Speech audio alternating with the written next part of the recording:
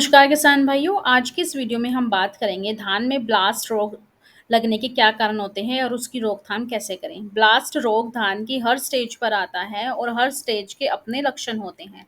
Blast एक fungus जनित रोग होता है जो फंगस की वजह से फैलता है। ये सारे फंगस पर्यावरण में मौजूद रहते हैं। ये मेड की घास में, मिट्टी में, ऐसी जगह पर हमेशा मौजूद रहते हैं।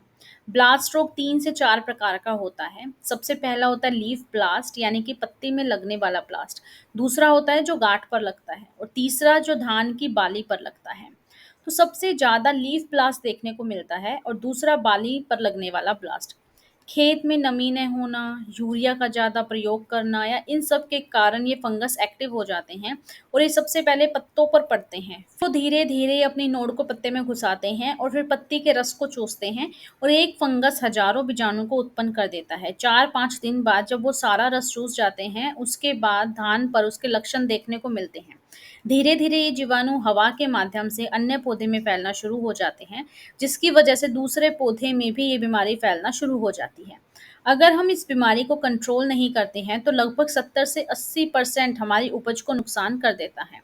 अब हम बात करेंगे इसके उपाय की। तो सबसे पहले बात, अगर हम इस रोग से छुटकारा पाना है तो खेत में नमी होनी चाहिए और नमी की कमी के कारण ये रोग शुरू होता है। और दूसरा है कि यूरिया अगर हम ज़्यादा मात्रा में डाल देते हैं तो, यानी यूरिया का ज़्यादा प्रयोग आपको नहीं करना है। तीसरा, फसल रोपाई के समय अगर पुरानी फसल के जो अवशेष हैं वो अच्छे तरह से नष्ट हो जाने चाहिए। इसके अलावा मेड पर जो घास होती है उसको अच्छी तरह से साफ कर लेना है। इन सारी बातों को आसानी से प्रयोग में हम ला सकते हैं। इसके अलावा अगर आप धान की फसल में ब्लास्ट रोग लग गया है तो आप जैविक या रासायनिक दवाओं का भी उपयोग कर सकते हैं। और ये आपको रासायनिक दवाओं का उपयोग कैसे करना है, कब करना है, इसके लिए आप अपने किसी किसान मित्र या फिर किसी कृषि विशेषज्ञ की सलाह ले सकते हैं।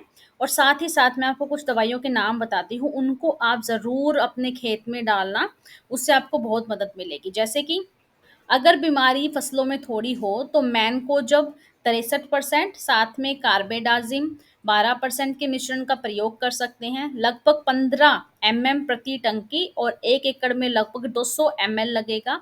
एक बात का ध्यान रखें, इसके इस्तेमाल करने से पहले आपका यूरिया का प्रयोग नहीं करना है। ठीक है, यूरिया वैसे भी आपको ज़्यादा मात्रा में नहीं डालना है, फसलों को ये नुकसान पहुंचाता है। वीडियो कैसी लगी प्लीज़ आप कमेंट करके ज़रूर बताइएगा। ऐसी अमेजिंग वीडियोस के लिए आप कृषलाल चैनल को सब्सक्राइब कीजिएगा।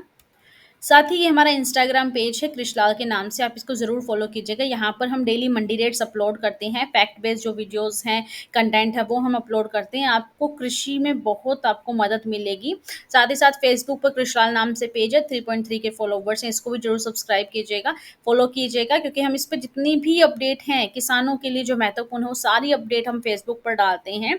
और साथ ही साथ कृषलाल जो यूट्यूब चैनल है उसको तो आपने अभी तक फॉलो कर ही लिया होगा। जो कृषि से संबंधित जितनी भी वीडियोस हैं, अपडेट हैं, हम इसमें अपलोड करते हैं, शॉर्ट्स एंड लॉन्ग वीडियो भी, जो आपके लिए बहुत मददगार साबित होंगी।